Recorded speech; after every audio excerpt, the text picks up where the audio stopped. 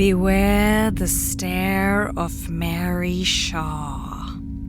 She had no children, only dolls.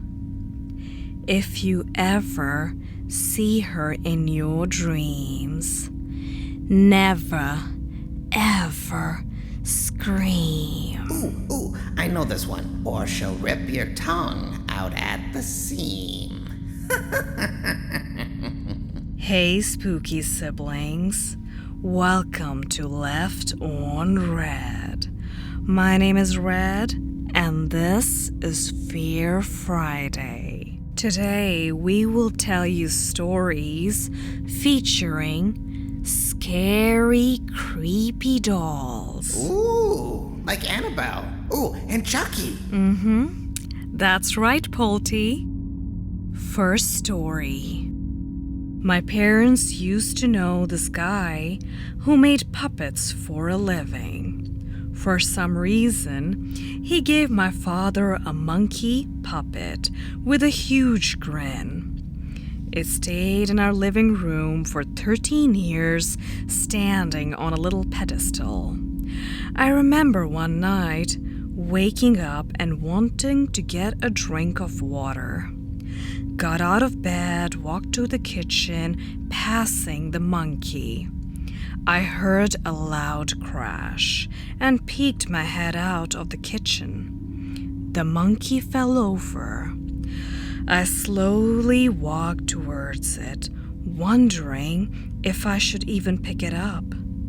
Grabbed the bag and turned to see its face. The mouth was wide open, showing teeth behind the grin. I was about to crap myself. Apparently, it was a nutcracker monkey puppet.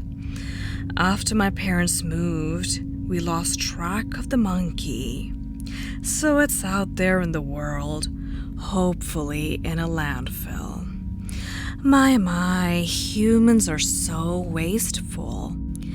That was a perfectly nice nutcracker. Next story. Parents won a weird clown doll in a raffle when I was 12. It got left in my room repeatedly for a few years. And that thing was about 4 feet tall and would be sat in a chair in the corner. Waking up at midnight, seeing that thing sitting in the dark was terrifying while half asleep. Always felt like it was moving around and watching. Next story. When I was younger, I would go visit my grandparents all the time. They lived in a one-floor house with an unfinished basement.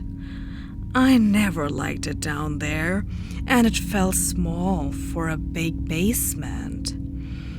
There was a little door down there that was for storage, and I always got a horrible feeling when going down to it. And let me add that this was a newer house that was about 6 years old. Now, during the time I was about 6 or 7, I felt so uncomfortable going down there, even when I was with someone I didn't like it. I remember going down there with my grandma to help with something. She had to run upstairs because someone rang the doorbell. She said she would be right back, even though she knew how I felt about being alone down there. But I nodded and said, okay. She was gone, and I was alone, and I started to get a bad feeling in the pit of my stomach. I didn't move, and I didn't want to, even though the lights were on. Now, this is where everything started happening, and it still gives me chills. The lights started to flicker, and I started to hear noises and what sounded like talking, and it was not coming from upstairs, but in the storage room. I heard someone say my name. Here is the part that freaks me out the most. The voice sounded like my grandma. I was confused as how I am hearing her when she is upstairs. I didn't want to move, but me being the curious one I am, I started moving towards the storage room. The closer I got, worse the bad feeling came. When I got to the door, the lights turned off in the basement. I wanted to run upstairs and hide, go home somewhere that wasn't the basement. I heard my name again for the second time. My grandma's voice asking me to open the door to help her, so I did, and I regret it. I couldn't see anything. It was pitch black. I couldn't hear anything but faint laughing that felt like forever. But then the laughing stopped and the lights turned back on in the basement. And I felt a little bit better with the lights back on. But the downside, I could see a little in the storage room. I saw a small clown doll in the storage room. And my grandma hates clowns with a passion and wants nothing to do with them. So why is there a clown doll? I have no darn idea. Then the lights turned on in the storage room. I saw red that looked like blood all over the place. I screamed and blacked out, and the next thing I knew, I was laying on the couch. My grandma looking at me and asking if I was okay. I have no idea if that was real or a dream, but it sure as heck felt real. And here's the last story for today. When my daughter was a toddler, my mother bought her a Big Bird doll stuffed toy. It was a battery-operated doll that played peekaboo with the child. It was supposed to be activated by changes in light when you put its hands over its eyes and remove them. It was in its original packaging when we received it. So my mother did not put batteries in it. Since it worked when we got it, we assumed it had display batteries already in it. For some reason, everyone hated that toy. Everybody but my daughter, that is. There was just something off about it.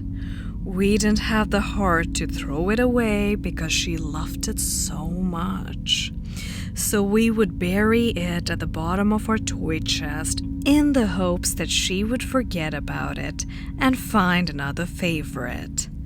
We would hear that thing say, "I see you," when no one was anywhere near it. We would hear it say it in the middle of the night while it was in the dark room at the bottom of the toy chest. After 2 or 3 years, we started getting angry at each other because we assumed someone had to be replacing the batteries in this thing just to scare us. The original display batteries aren't meant to last for a long time, and we had vowed to not replace them in the hope that my daughter would be talked into believing that it was broken. No one would fess up to putting new batteries in it. My ex-husband was the only one that was the type to play a prank at all. But he hated all things scary. He refused to watch Shaun of the Dead because it was too scary. Plus, he was leading the charge to convince my daughter to allow us to toss it out. We finally took it over and left it at my in-laws' house. We had to sneak it in because they hated that thing as much as we did. They started hearing that stupid thing say, "I see you," in its sing-song voice at random times throughout the day and night. We got a call from them griping us out for pawning the creepy thing off on them. One day, about 2 or 3 years down the line, we had all gone out to eat. It was me, my ex, my daughter, my ex-mother-in-law and father-in-law and sister-in-law, and her boyfriend at the time. We all came back to my ex-mother-in-law's home after to visit. We kept toys over there so we wouldn't have to carry them back and forth all the time. My ex-sister-in-law went to grab some and started screaming.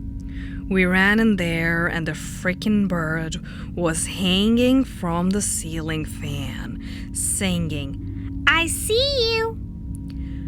No one was home to do that to the bird, and we had all met there before going out to the restaurant. We tossed it out that night. No more bird. Peekaboo, I see you. That birdie only wanted to play peekaboo. Jeez. And that was Fear Friday. My name is Red, and this is Left on Red. If you like this video, please don't forget to like and subscribe. And also press the bell notification button to always be notified whenever I upload a new video. Until next time.